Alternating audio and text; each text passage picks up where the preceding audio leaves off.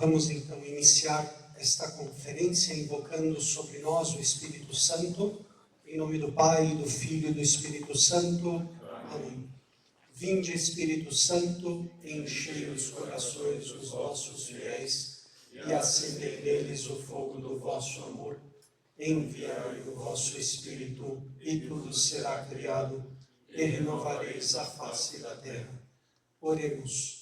Ó Deus, que instruístes os corações dos vossos fiéis com a luz do Espírito Santo, fazei que apreciemos retamente todas as coisas segundo o mesmo Espírito e gozemos sempre das suas consolações. Por Cristo, Senhor nosso. Amém.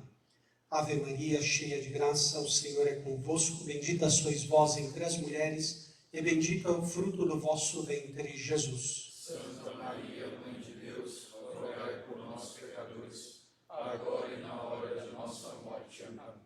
Maria, sede da sabedoria, rogai por nós.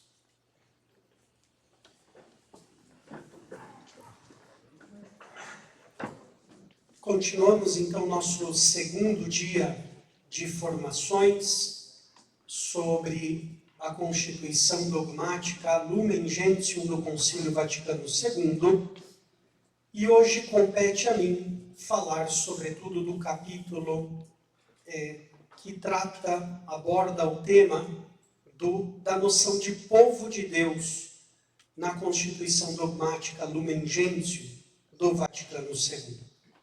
Agora, para entendermos bem esse tema, eu necessariamente preciso colocar para vocês uma premissa. E eu faço em forma de pergunta: por que outro concílio? Nós escutamos na conferência de ontem, muito bem explicada, de que se fosse durante o pontificado, por exemplo, de Pio XI ou Pio XII, provavelmente nós não teríamos um concílio Vaticano II, teríamos outra seção do Vaticano I, uma espécie de continuação do Vaticano I. Por que outro concílio? Qual é, por assim dizer, na mente do Papa João XXIII, qual foi o ponto de partida? E nós vemos que os 21 concílios ecumênicos da história da Igreja, nós podemos, em certo sentido, dividi-los em 3 grupos. Os 8 primeiros, se a gente para analisar, são concílios de temática muito dogmática no sentido cristológico ou trinitário da palavra. Os seguintes concílios, sobretudo a partir de Latrão, primeiro concílio de Latrão, são temas relativos mais, por exemplo, aos sacramentos, à escatologia. A partir do concílio de Trento, acontece, por assim dizer, uma mudança na temática conciliar. Praticamente esses 3 últimos concílios, Trento, Vaticano I e Vaticano II, eles estão unidos em certo sentido na temática. E a temática tem sido, se nós paramos para analisar, a relação entre a natureza e a graça. O Concílio de Trento, ele foi convocado para tentar dirimir uma questão da justificação. O que justifica? É a fé, as obras somente, a fé somente, fé e obras, etc. Tem sido, de fato, um ponto de partida dos concílios ecumênicos mais recentes, a relação entre a natureza humana e a graça. O Concílio de Trento vai abordar, por exemplo, o tema da justificação, é um dos decretos principais do Concílio de Trento, ou seja, o tema da salvação, da justificação.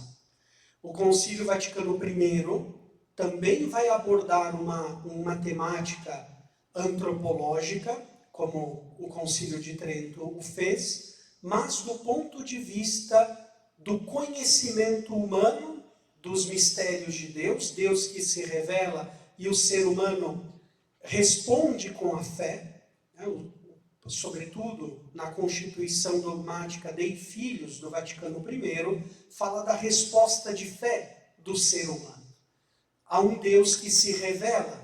Portanto, o Vaticano I também está sobre o sinal do tema dessa relação natureza e graça, ou seja, o tema da salvação. Como o ser humano pode salvar-se. E o Vaticano II também, ele se estabelece justamente nesse ponto de partida da salvação. Só que agora, não tanto sob esse binômio natureza e graça, mas, em definitiva, um desenvolvimento ulterior desse binômio entre a relação igreja e mundo. O mundo que, no parecer de João 23, é muito interessante, né? Quando nós lemos alguns dos seus discursos antes da convocatória do Concílio Vaticano II, o Papa João 23, ele manifesta uma preocupação nova. Se a gente para analisar, não era a preocupação do Papa São João 23, por exemplo, o tema da liturgia, ou um tema dogmático. A preocupação do Papa São João 23 era que o mundo se estava cada vez mais, por causa da técnica, por causa da tecnologia, se estava cada vez mais distanciando de Deus. E acontecia uma espécie de paradoxo. O mundo crescia em tecnologia, em desenvolvimento da técnica, mas, por outro lado, parecia que o ser humano se empobrecia do ponto de vista moral. Outra vez mais, né? Aquela mesma temática presente no Concílio de Trento, sob a ótica da justificação, sob a ótica, no Vaticano I, do Deus que se revela e que o homem responde com a fé, Constituição Dogmática Dei Filhos, do Vaticano I, e João 23, ele fala que o preocupou de modo muito grande esse distanciamento do mundo moderno do seu princípio criador, que é Deus. Tem algumas alocuções de João 23, do ano de 59, que ele diz expressamente, até mesmo no moto próprio, superno Dei Nuto, ele fala que a ideia do concílio veio a ele como uma ideia de uma primavera inesperada. De modo abrupto, surgiu no seu coração o desejo de convocar um concílio. E por isso um outro concílio, não simplesmente fazer uma nova sessão do Concílio Vaticano I, porque a temática que o preocupava era essa temática desse mundo tecnologizado que se distanciava cada vez mais de Deus e que se empobrecia do ponto de vista moral. E ele via como a igreja tinha muito o que falar para esse mundo moderno. Ainda como modo de premissa, na exposição de ontem foi bastante explicado essas tensões que havia dentro do Concílio Vaticano II, do ponto de vista da teologia. Ainda dentro dessa longa premissa que eu quero colocar aqui, é importante nós falarmos que o Vaticano II, ele teve como duas grandes correntes teológicas que o formaram, além dos movimentos, né, o movimento patrístico, o movimento bíblico, o movimento histórico também, da história da igreja, etc., diversos movimentos que contribuíram, mas dentro desses mesmos movimentos havia duas grandes linhas teológicas. Uma linha teológica, diante desse tema, entre natureza e graça, entre igreja e mundo, ou seja, o tema da salvação, que é fundamental, ou seja, como se salva o ser humano nessa sociedade tecnológica, nessa sociedade que, apesar da técnica, se distancia cada vez mais do verdadeiro bem que é Deus, né? E uma linha teológica muito presente no passado era que via com muito otimismo as realidades do mundo. Então, tentava recuperar, por exemplo, o que os padres da igreja chamavam de semina verbi, nas diversas culturas, nas diversas realidades, ou seja, existem sementes de bem, existem indícios, vestígios de bem nas diversas culturas, né? Esse semina verbi nas diversas culturas. Portanto, era uma corrente teológica que via com muito otimismo a realidade mundana. Então, o mundo é algo que nós devemos olhar com uma perspectiva boa. Essa corrente nós podemos chamá-la de teologia da encarnação, usando uma imagem bíblica. A teologia da encarnação significa que a igreja, nessa relação com o mundo, deve, em certo sentido, fazer o que os padres da igreja fizeram lá no princípio. Ver as sementes de bem que tem nas diversas religiões, nas diversas culturas, e ao mesmo tempo inculturar, levar o evangelho, anunciar, como fizeram os padres da igreja. Inculturar o evangelho, resgatando o que há de bondade nas diversas culturas, nos diversos afãs humanos. Agora, essa teologia da encarnação, ela é muito propensa para tentar salvar todas as realidades mundanas. Ela peca um pouco por um certo otimismo antropológico e coloca no centro da sua reflexão o diálogo com o mundo. E, do ponto de vista da salvação, vai colocar ênfase na subjetividade da pessoa, na consciência moral do sujeito. Até mesmo, por exemplo, a Gaudium et Spes, é um documento que vai muito nessa linha, quando fala da consciência moral, com toda a precisão, fala muito bem, diz que a consciência moral é como o sacrário do homem, onde Deus fala intimamente com o homem, que o julga, que o reprime, que o corrige, né? E que, por assim dizer, premia os seus méritos dentro do âmbito da consciência moral. Então, a teologia da encarnação, que esteve presente antes do concílio, nas diversas tensões, e vai estar presente também depois do concílio até os nossos dias. A gente vê muito a teologia da encarnação nas nossas comunidades, nas nossas paróquias, né? Que tenta, em certo sentido, olhar a salvação como dependente da subjetividade da pessoa, a sua consciência moral. Por exemplo, a Lumen Gentium, no capítulo 16, vai dizer que o ser humano, embora não conheça Cristo, não conheça a igreja, se ele segue a sua consciência retamente formada, busca o bem, é uma pessoa de boa vontade, se salva, vírgula, não sem a graça de Deus, né? Menciona ali a graça, mais ou menos quase como se fosse uma ajuda externa à salvação, né? Depois veremos esse texto com calma. Enfim, aqui eu não quero, em certo sentido, fazer um juízo negativo, né? A teologia da encarnação tem muitos aspectos interessantes, válidos, bom ainda hoje. Por exemplo, essa atitude de evangelizar as realidades mundanas, de inculturar o evangelho nas culturas, de perceber as sementes de bem que tem no coração humano. Agora, é verdade que essa tendência teológica tem também grandes limitações. Às vezes acontece que perde a parte objetiva da divina revelação e se confunde com o mundo e tem um grande otimismo antropológico, como se tudo fosse bom naquilo que o mundo faz. E não é bem assim.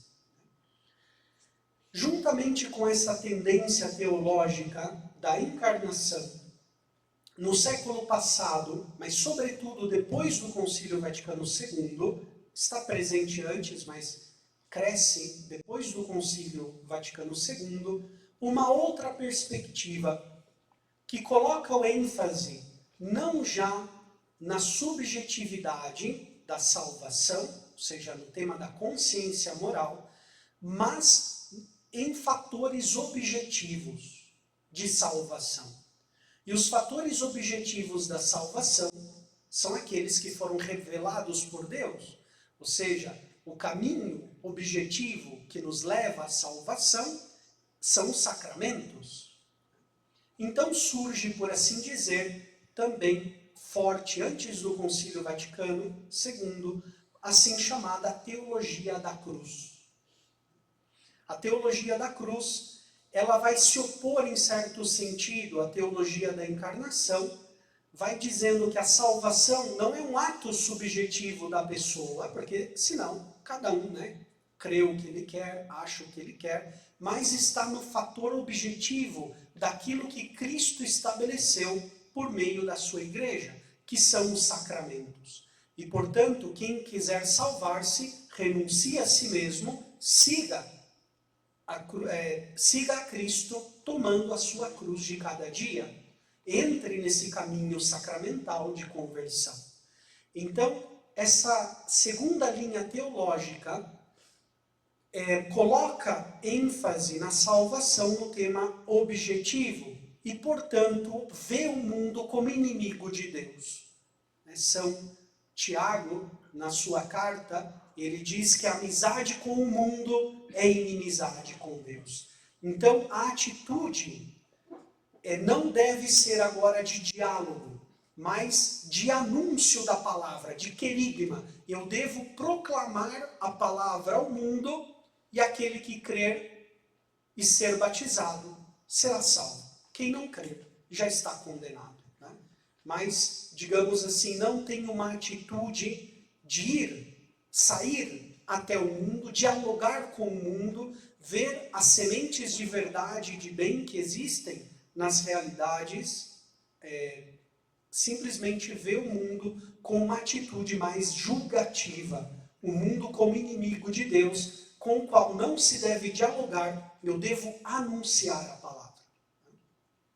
Aqui também, não quero pronunciar um juízo, devemos ser bastante honestos, essa corrente também tem coisas muito boas. Por exemplo, normalmente, quem é mais adepto dessa teologia da cruz, procura praticar a vida sacramental com muita delicadeza, com cuidado, com atenção, prezam e cuidam mais, por exemplo, da liturgia, cuidam, esmeram pela liturgia como um caminho objetivo estabelecido por Deus de salvação. Agora, tem também limitações, essa tendência teológica. A gente encontra essa segunda tendência também nas nossas paróquias, nas nossas comunidades, em todas as partes. É uma tendência teológica muito viva, ainda presente no pós-concílio, a teologia da cruz. Mas é uma tendência a fechar-se diante do mundo. Formar comunidades fervorosas, comunidades que estudam muito a doutrina, que aprofundam, por exemplo, no catecismo, etc., mas comunidades fechadas, que não querem dialogar com o mundo e, em certo sentido, julgam o mundo como já algo perdido, algo totalmente condenado. E como se eles fossem os salvos, uma espécie de quase um donatismo. A igreja donatista se achava, na época de Santo Agostinho, a igreja pura, a igreja dos salvos. Diante dessa perspectiva que vai formar o Concílio Vaticano II, essas duas tensões, ontem muito bem explicadas, do ponto de vista prático, visível na conferência de ontem, surge uma terceira linha, que ainda hoje está meio que penando, para tentar, por assim dizer, adquirir adeptos, que nós poderíamos chamar que é a teologia da ressurreição.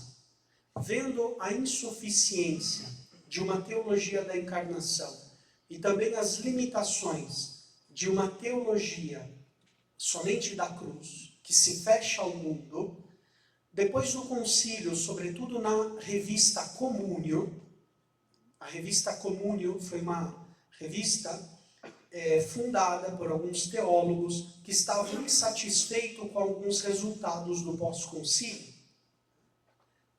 Alguma vertente. Então, nessa revista Communio, eles tentam compaginar os aspectos positivos da teologia da encarnação e da teologia da cruz.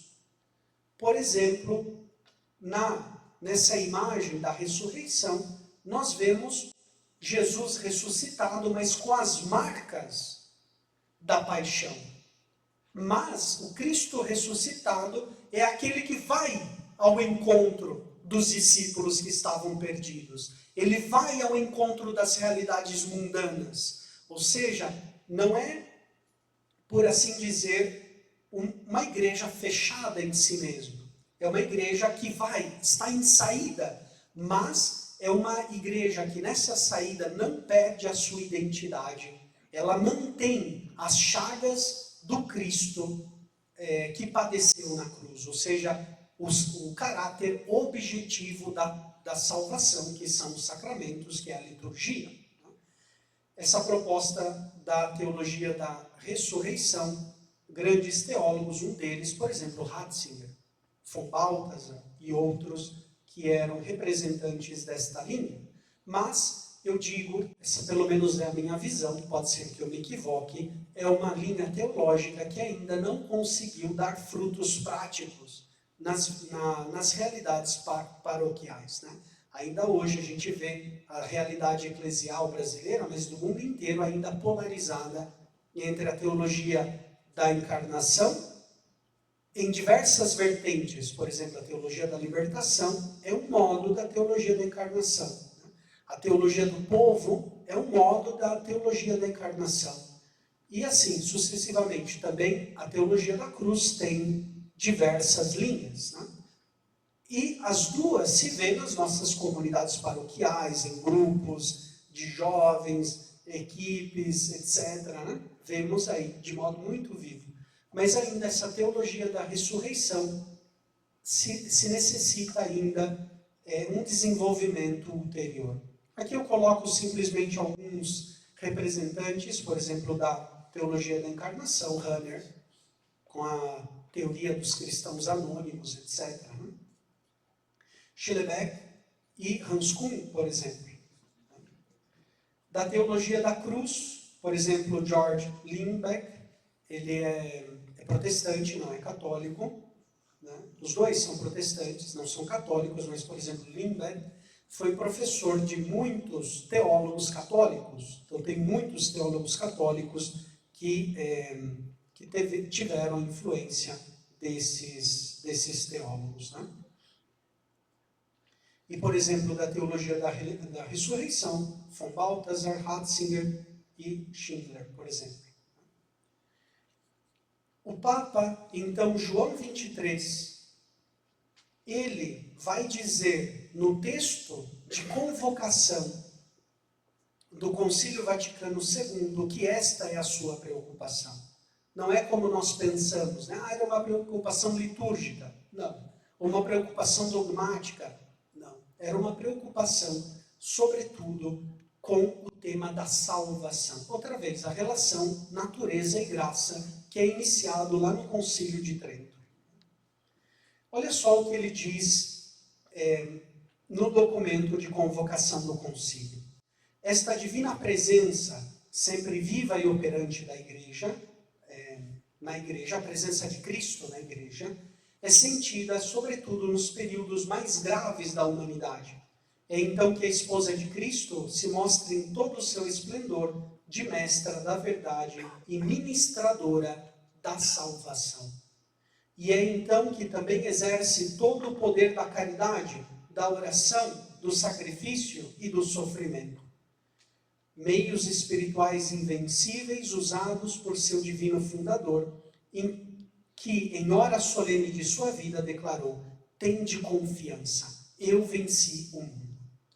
O Papa João 23, ele percebia que a igreja tinha uma força para dar uma resposta ao problema do mundo moderno, que se estava distanciando de Deus e dos valores morais.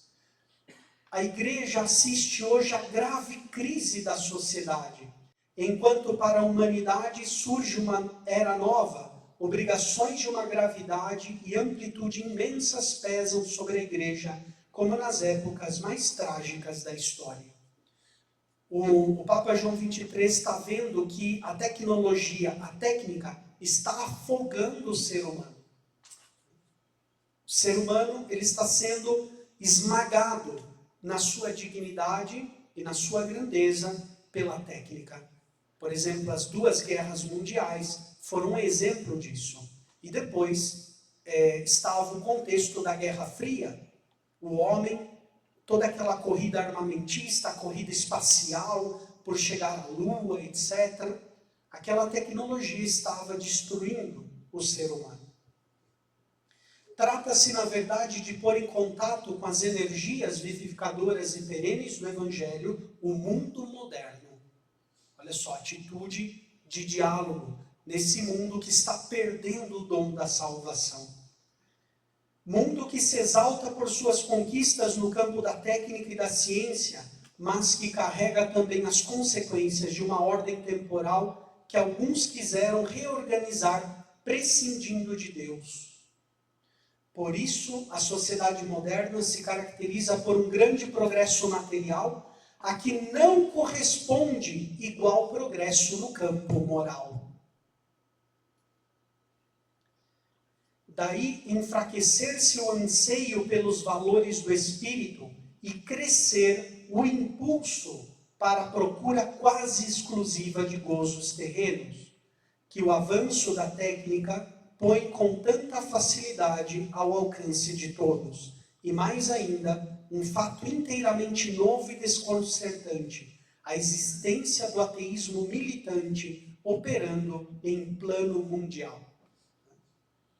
Então vejam, em certo sentido, os 3 últimos concílios, eles se irmanam na temática da salvação. Concílio de Trento, seu documento principal, o tema da justificação pela fé. Concílio Vaticano I, Deus que se revela, e o homem para obter essa salvação, que responde com um ato de fé a esse Deus Salvador. E depois a Igreja, que na sua infalibilidade papal ensina essa verdade salvífica de modo indefectível. E o Vaticano II, então, surge como outro passo dessa problemática que se faz presente no Concílio de Trento. Aqui eu não tenho tempo para explicar, mas o Concílio de Trento ele vai nascer na grande problema do Renascimento, que foi o renascimento do paganismo. A sociedade deixa de ser cristã e volta a paganizar-se através da arte, da literatura, da beleza, das construções, mas também é afetado do ponto de vista moral. É um neopaganismo que começa ali na época do Renascimento. E o Concílio de Trento tenta colocar freio a esse problema. Então, a novidade do problema que faz com que João XXIII faça esse concílio é o problema da salvação humana. Quem poderá salvar-se? Como se salva o ser humano? E, tendo dito isso, espero que possa ficar um pouquinho mais claro para nós o esquema geral desta parte que fala do tema do povo de Deus, esse capítulo que fala do povo de Deus. Aqui eu trago todos os parágrafos, um resumo desse tema do povo de Deus. E aqui eu coloquei essa premissa, porque a categoria povo, no Concílio Vaticano II, é verdade, manifesta a realidade histórica da Igreja, como um corpo organizado, como um corpo visível, mas é um povo de Deus. O foco aqui na palavra é nesse genitivo, de Deus, populus Dei, ok? Porque é um povo dos redimidos. A igreja é o povo dos redimidos. Portanto, o foco não é na categoria sociológica do termo povo de Deus. tem também um peso sociológico, nós veremos. Mas o foco, o peso principal é teológico. É o grupo, a assembleia, o povo dos redimidos, ou seja, aqueles que entraram na posse da salvação. Então, no parágrafo 9 vai falar desse povo messiânico. Nós poderíamos colocar ali entre parênteses a realeza desse povo. É um povo real, porque Cristo é Rei de reis, Senhor de senhores. E a igreja, como corpo de Cristo, portanto, herda também a realeza do seu Senhor. Esse povo também é um povo sacerdotal. Parágrafos 10 e 11, ele tem bastante polêmica nesses parágrafos, leremos algo depois. Né? Mas também é um povo carismático, ou seja, um povo de profetas. A igreja, ela é sacerdotal e, portanto, tem uma hierarquia, mas também é uma igreja carismática, tem dons, tem ministérios, tem funções. O parágrafo 13 desse capítulo vai falar da catolicidade da igreja. A igreja é católica, ou seja, é universal. Não está restrita só para os europeus, ou só para os asiáticos, só para os africanos, só para a América do Sul. Ela é universal, ela está chamada a evangelizar todos os povos. E aqui entra outra vez esse tema do diálogo com o mundo. Parágrafo 14, que poucos leem, né? Mas é importante o parágrafo 14. A necessidade da igreja para a salvação. A igreja, como povo de Deus, é necessária para a salvação. Muitos pulam esse parágrafo quando falam do povo de Deus, mas ele está lá, bem claro, com todas as letras.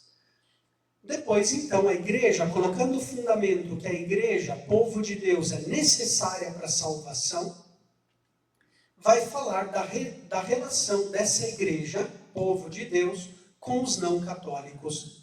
Naquela atitude, pouco da teologia da encarnação, de ver os aspectos positivos que tem, por exemplo, nos não católicos. Muitos deles conservam o batismo, conservam a palavra de Deus, as sagradas escrituras, as orações, fazem as mesmas obras de caridade, às vezes até em conjunto com a Igreja Católica. Alguns deles receberam um martírio junto com católicos. Né? Pensem, por exemplo, na evangelização da América do Norte, aqui mesmo da América do Sul, da África, teve casos de martírio de católicos, né? Padres católicos, missionários católicos e missionários também luteranos, calvinistas, que morreram na mesma perseguição. Né? Deram o seu testemunho a Cristo no martírio. Então vai falar dos não católicos, sobretudo das igrejas orientais, que mantém conosco a mesma fé, os sacramentos, a sucessão apostólica, etc. Né?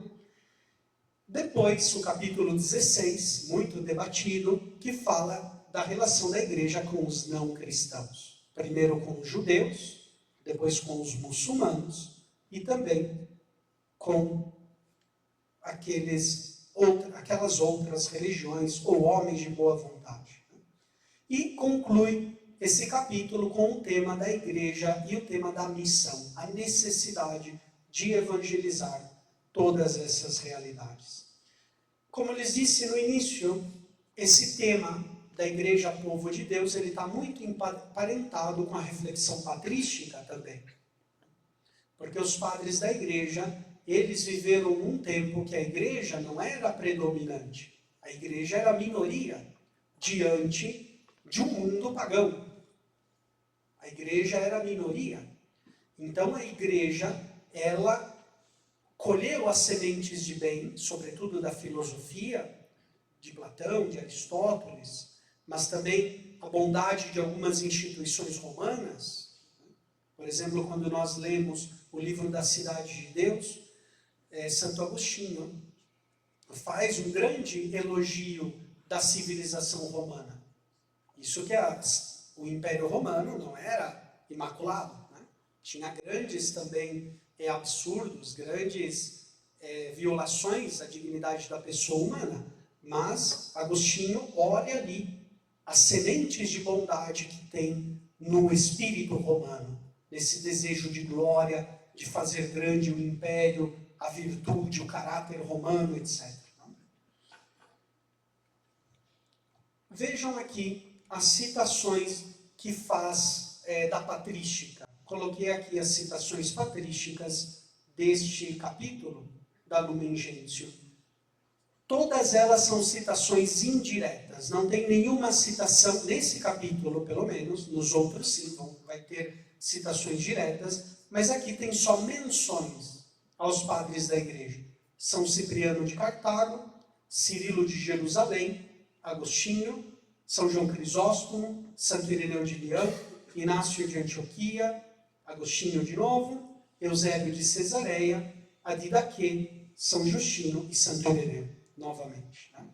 São essas citações diretas dos padres da igreja. Depois também tem citações de autores medievais, Santo Tomás de Aquino, os pontífices anteriores. O que significa povo de Deus nas Escrituras? Como lhes disse, o termo em geral manifesta a realidade histórica da igreja. A igreja é mistério, a igreja é corpo místico, mas a igreja também é sociedade visível, organizada, tem uma estrutura. Olha só o que diz a Lumen Gentium no capítulo 9, no parágrafo 9, desculpa. Em todos os tempos e em todas as nações, foi agradável a Deus aquele que o teme e obra justamente. Contudo, aprove a Deus salvar e santificar os homens, não individualmente, excluída qualquer ligação entre eles, mas constituindo-os em um povo que o conhece na verdade e o servisse santamente. Escolheu por isso a nação israelita para seu povo. Então, nas Sagradas Escrituras, a gente vê que Deus vai preparando, depois do pecado, a constituição de um povo. E vejam, não haveria necessidade de um povo se não houvesse o pecado. Okay? O pecado foi essa condição, foi esse mal que trouxe como consequência a constituição de um povo. Porque se não fosse pelo pecado dos primeiros pais, todos seríamos pertencentes a Deus. Mas pelo pecado se rompeu a comunhão com Deus.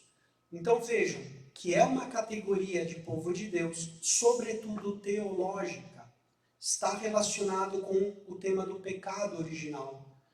Não haveria necessidade de um povo se não houvesse o pecado, pois todos seriam um povo de Deus, todos pertenceriam a Deus.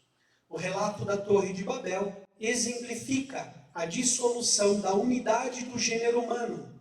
Assim, a salvação aponta para a restauração das pessoas em um só povo. Ou seja, aquilo que estava unido através da graça, a justiça e a santidade originais dos nossos primeiros pais, essa unidade da santidade, essa comunhão com Deus foi rompida. E quando nós perdemos a comunhão com Deus, perdemos também a comunhão entre nós. E os povos começam a se dividirem. Okay? Então, não é que primeiro vem a divisão humana e depois a gente perde a divisão com Deus. Não, o pecado foi uma primeira perda da comunhão com Deus, que acarretou também a divisão entre os seres humanos. E começaram cada um a falar a sua própria língua por causa do pecado. Foram se distanciando, também se dividindo. E Deus, então, vai começar a formar de novo essa comunhão, através da constituição de um povo. No Antigo Testamento, o Kahal, né, vocês são, sobretudo, os estudantes aqui da teologia, né, são expertos em língua hebraica, sabem que o Kahal não é só um povo do ponto de vista sociológico. seja, aquilo que Cícero define como povo, que é uma multidão unida ao redor de um direito comum e de um bem comum, de uma utilidade comum. Não é só a definição de Cícero. Nas Sagradas Escrituras, povo é uma assembleia cultural. Olha só como entra aí a temática de um povo de sacerdotes. Porque é um povo santo, é um povo separado das nações. Portanto, é um povo dos redimidos, que está unido ao tema da santidade. Aqui, nós vemos na Sagrada Escritura que muitas vezes o termo Kahal, povo santo,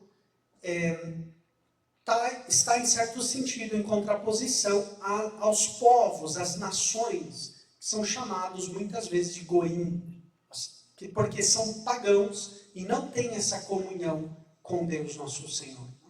Olha só o que diz Justino no diálogo, capítulo 119, diálogo com Trifão. Depois que esse justo foi crucificado, nós florescemos como povo novo e brotamos como espigas novas e férteis, da maneira como os profetas disseram. Aqui ele cita Zacarias. Naquele dia, nações se refugiarão no Senhor para ser povo e plantarão suas tendas no meio de toda a terra. Essas nações, esses goim, vão se reunir, ainda em profecia, com o povo santo de Israel. Nós, porém, não somos apenas povo, mas povo santo, como já demonstrei. E o chamarão de povo santo redimido pelo Senhor, diz Isaías 62.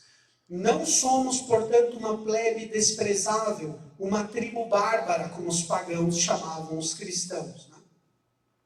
Somos uma nação de cários ou frígios, mas Deus nos escolheu e aos que não perguntaram por ele, se tornou manifesto ao dizer: eis que sou Deus para um povo que não havia invocado o meu nome.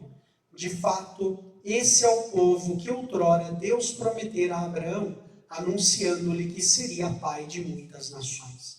Em definitiva, o que eu quero enfatizar aqui? A terminologia povo nas Sagradas Escrituras e nos padres da Igreja, que essa terminologia vai influenciar o Vaticano II, é uma temática de povo santo, redimido, ou seja, o povo que entra no mistério da Igreja como sacramento de salvação. Capítulo 1 da Lumen Gentium, né? Mistério de salvação. Outra vez o tema iniciado lá em Trento, o tema da justificação, da salvação. Justino, ele continua, por exemplo, na Apologia, dizendo: não é de se admirar se eles, esses filósofos que adquiriram grande sabedoria, aqui ele está falando dos demônios, ou seja, das outras religiões que estão distantes de Deus. Né? Está falando assim: não é de se admirar se eles, né, os demônios, desmascarados, procuram também tornar odiosos e com mais empenho ainda aqueles que vivem não apenas de acordo com uma parte do verbo seminal. Né? Justino, ele vai falar que naquelas religiões gregas, na filosofia grega, havia algumas pessoas que viviam com uma parte do logos, esse ukatais permatikulogomeros, ou seja, uma parte do verbo seminal. Eles viviam, por exemplo, aqui no pensar de Justino, sobretudo Platão. Platão, alguns elementos das religiões mistéricas gregas, próprio Clemente de Alexandria, no Protréptico, ele vai fazer paralelismos entre as religiões mistéricas e os ritos cristãos, por exemplo, convidando os pagãos ao verdadeiro rito, ao verdadeiro Deus, ao verdadeiro culto, que é a fé cristã. Então, os demônios não só odiaram aqueles filósofos que foram perseguidos, porque eles viveram de acordo com uma parte do Logos. Mas conforme perseguem, tornam odiosos aqueles que vivem conforme o conhecimento e a contemplação do verbo total. O kataten tupantos logo gnosim kai teoria. Olha só, este tupantos logo, ou seja, o logos total. Nós cristãos vivemos como batizados, como povo santo, como povo dos redimidos, vivemos conforme o logos total. Enquanto aquelas sementes de verdade, aqueles sábios, aqueles homens e mulheres de boa vontade, viviam com uma parte do logos. Um meros, meros no grego é parte. Uma partícula, poderíamos até dizer. Uma pequena parte da verdade de Deus. E ele diz aqui, para não ficar lugar à dúvida, que é Cristo. Então, as nações, os goim, são chamados a formar parte desse povo santo de Deus, de entrar nessa comunidade dos redimidos por Cristo. E a Lumen Gentium, então, no parágrafo 10º, vai falar dessa diferença e interligação entre o sacerdócio comum dos fiéis e o sacerdócio ministerial. O sacerdócio comum dos fiéis e o sacerdócio ministerial, ou hierárquico, embora se diferenciam essencialmente e não apenas em grau. Okay? Então, o que a Lumen Gentium está afirmando? Está afirmando que esses dois sacerdócios se diferenciam em essência e também em grau. Mas ele diz, embora isso seja verdade, essa diferença dos dois sacerdócios, ordenam-se mutuamente um ao outro, pois um e outro participam a seu modo do único sacerdócio de Cristo Jesus. Cristo é o único e eterno sacerdote. Todos os batizados participam do munus sacerdotal de Cristo. Santo Agostinho ele vai dizer, para vós sou bispo, convosco sou cristão. No primeiro está para mim a responsabilidade e a condenação. No segundo está para mim a salvação. Então, ou seja, o sacerdócio comum está baseado na comunhão do único batismo. Temos um único batismo e isso nos constitui um povo sacerdotal. Ou seja, esse povo que pode dar esse culto espiritual, como diz São Paulo, que é a vossa santificação. Esse é o verdadeiro culto desse povo sacerdotal. Ou seja, é o povo santo de Deus, vive a santificação. É agora capaz de participar da santidade de Deus. Com efeito, o sacerdote ministerial, pelo seu poder sagrado, forma e conduz o povo sacerdotal. Realiza o sacrifício eucarístico, fazendo as vezes de Cristo, e oferece-o a Deus em nome de todo o povo. Okay? Isso é função do sacerdócio ministerial. Não é função do sacerdócio comum. Repito, ele forma, conduz, portanto, o munus de ensinar, de modo peculiar, conduzir, o munus de reger o povo, e depois o munus de santificar, sobretudo no sacrifício eucarístico, in persona Christi, fazendo as vezes de Cristo e oferecendo em nome do povo de Deus. Os fiéis, por sua parte, e aqui o Vaticano II vai explicitar o que significa o sacerdócio comum dos fiéis. Por sua parte, concorrem para a oblação da Eucaristia em virtude do seu sacerdócio real, que eles exercem na recepção dos sacramentos, na oração, na ação de graças, no testemunho da santidade de vida, na abnegação, seja nas obras de penitência, e na caridade operosa. Em outras palavras, com as palavras do apóstolo Paulo, este é o vosso culto espiritual, a vossa santificação.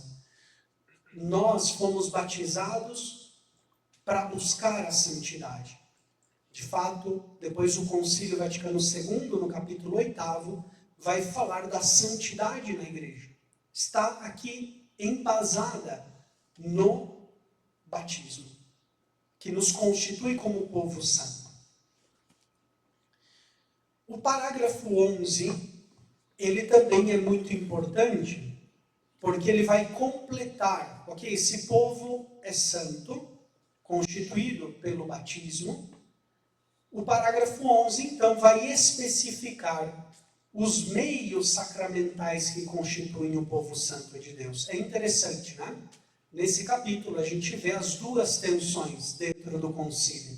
A teologia da encarnação, então todos os povos têm um chamado a participar desse povo novo de Deus, que é a igreja, etc. A gente tem que olhar as sementes de bem e de verdade que existem nessas culturas, nessas religiões, mas deixa bem claro que esse povo santo, uma vez que aderiu a Cristo, portanto, tem um caminho muito objetivo de salvação, que são os sacramentos. Aqui eu não trago o texto, porque o Concílio Vaticano II vai falando da participação nos 7 sacramentos.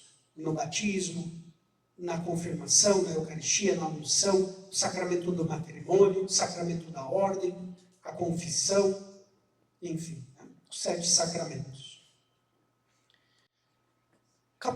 O parágrafo 14 da Lumen Gentium, ainda dentro desse tema do povo de Deus, vai falar da necessidade da igreja para a salvação. O Sagrado Concílio volta-se primeiramente para os fiéis católicos. Fundado na Escritura e na tradição, ensina que esta igreja, peregrina sobre a terra, é necessária para a salvação. E não deixa nenhuma sombra de dúvida o Concílio Vaticano II. A igreja é necessária para a salvação. Só se salva quem se salva por mediação da igreja. Claro que depois a Congregação para a Doutrina da Fé, próprio Concílio Vaticano II, vai explicar como se dá a salvação dos não católicos, ou inclusive dos não cristãos. Sempre se salva por mediação da igreja, uma mediação misteriosa, porque ninguém se salva sem Cristo, e a igreja é corpo de Cristo. Então, não dá para salvar-se sem Cristo, e Cristo é o Cristo total, cabeça e membros. Portanto, não dá para se salvar fora da igreja, sem a igreja.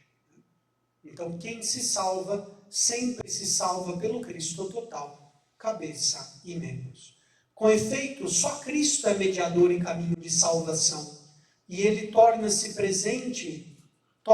nos presente no seu corpo, olha só, que é a igreja. Quem se salva por Cristo, mas o Cristo total, não o Cristo sem cabeça, sem corpo. Né? Ao inculcar expressamente a necessidade da fé e do batismo, confirmou simultaneamente a necessidade da igreja, para a qual os homens entram pela porta do batismo, pelo que não se poderiam salvar aqueles que, não ignorando ter sido a Igreja Católica fundada por Deus por meio de Jesus Cristo como necessária, contudo, ou não querem entrar nela, ou nela não querem perseverar. Então, quem tem essa consciência, quem tem essa percepção de que a Igreja Católica é necessária para a salvação, que é a igreja fundada por Cristo, e ainda assim não querem entrar nela, ou não querem perseverar nela, pois aqui o Concílio Vaticano II fala que não poderiam se salvar, porque se excluem da salvação.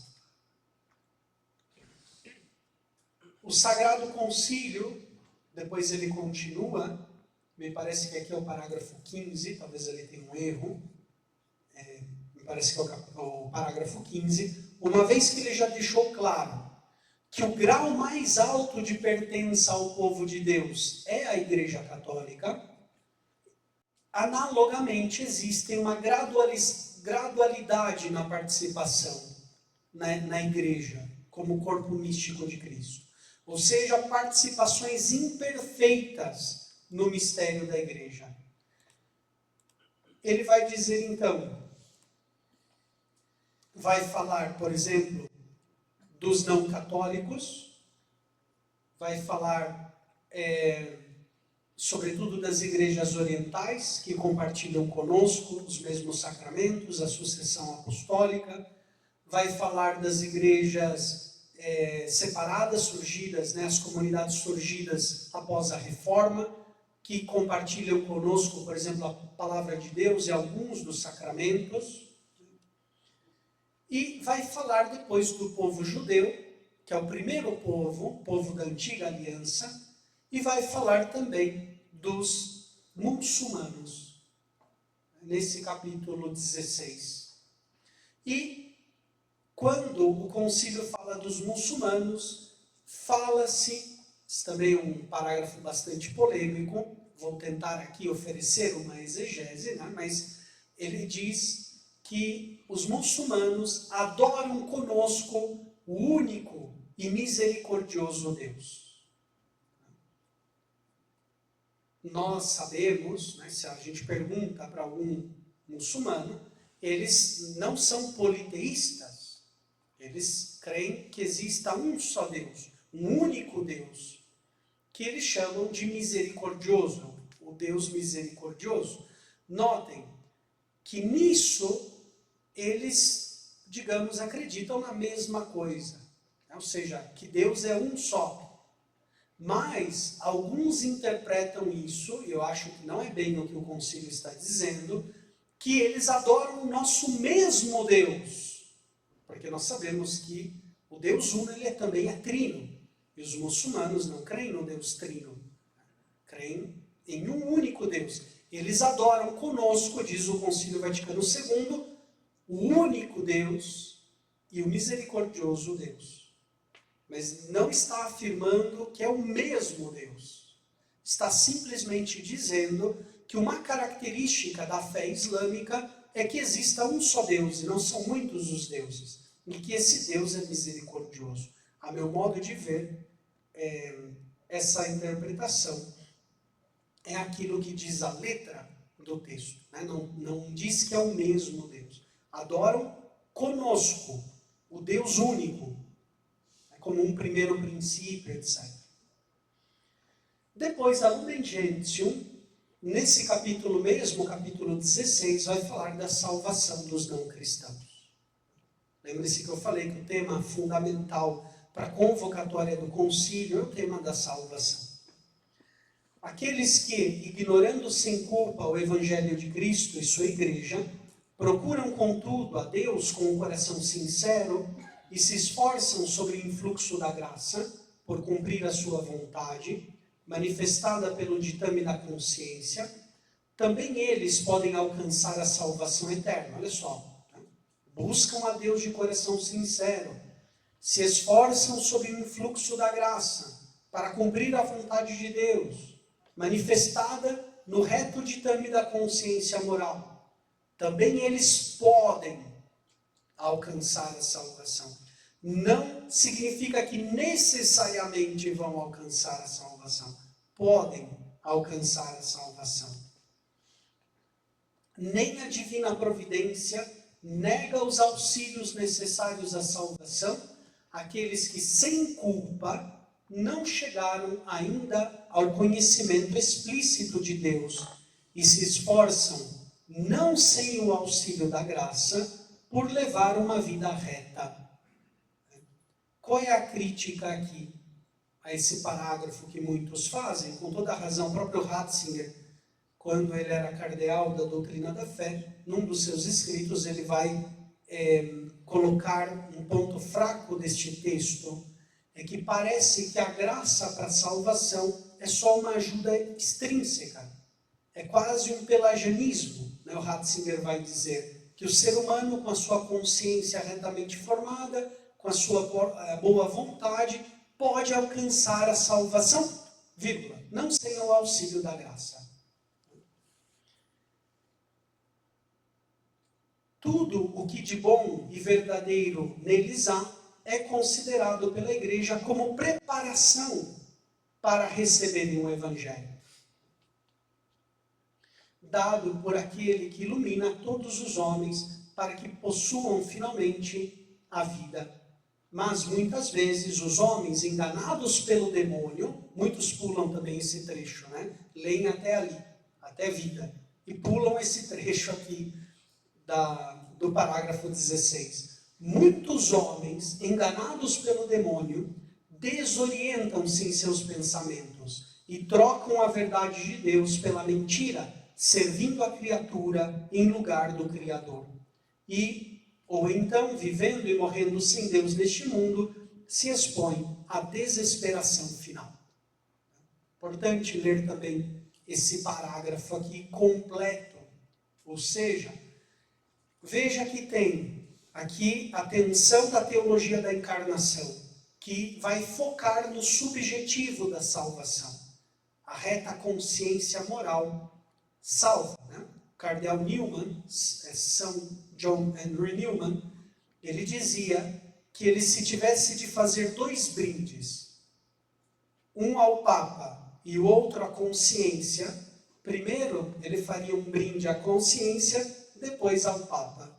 Porque ele dizia, Newman, está até no Catecismo da Igreja Católica, está essa frase de Newman, que diz que a consciência é o primeiro dos vigários de Cristo. É onde ali Deus fala contigo diretamente, como um sacrário.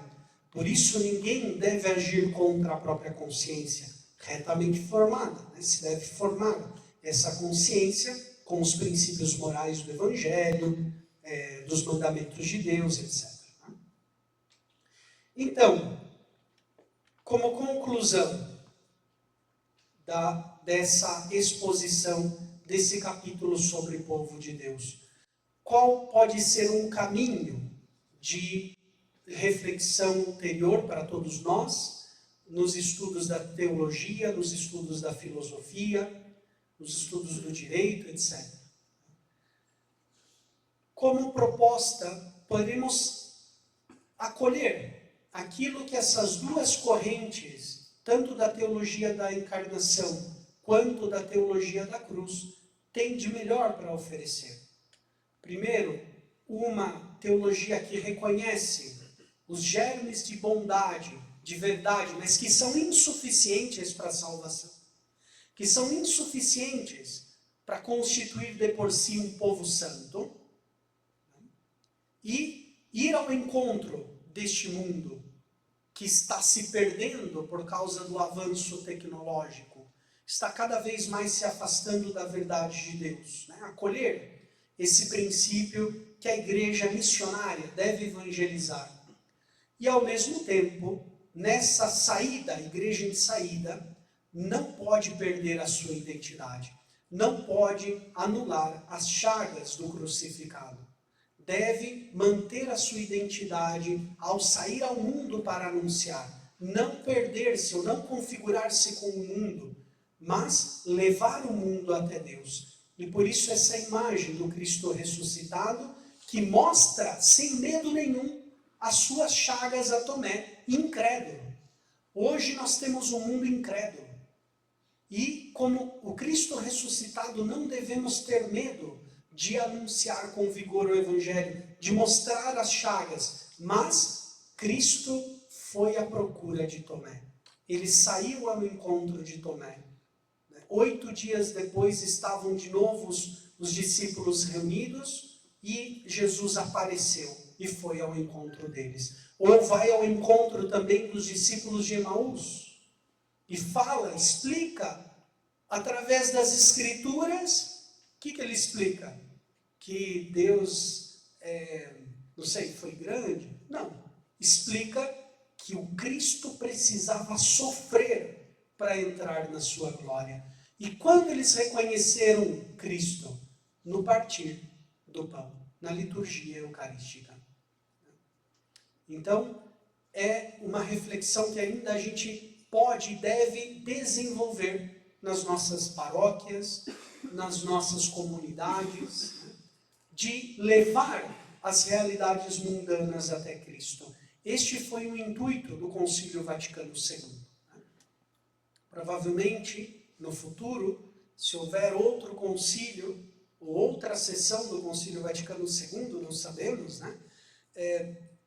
Provavelmente a Igreja vai refletir ainda sobre esse tema, porque eu diria que está muito na pauta do dia, o tema da salvação. E, sobretudo, colocar sempre nas nossas orações a necessidade de rezar pela Igreja, né? Viver não com uma certa melancolia do passado, uma nostalgia do passado, mas amar a Igreja do nosso tempo presente.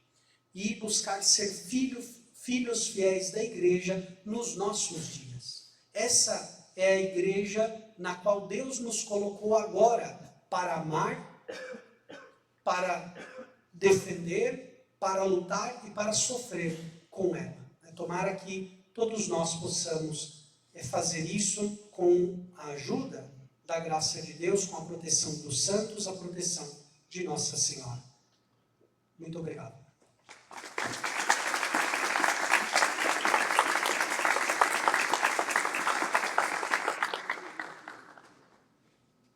Não sei se tem alguma pergunta que eu possa responder, obviamente, né? Não sei se eu vou conseguir. Não sei se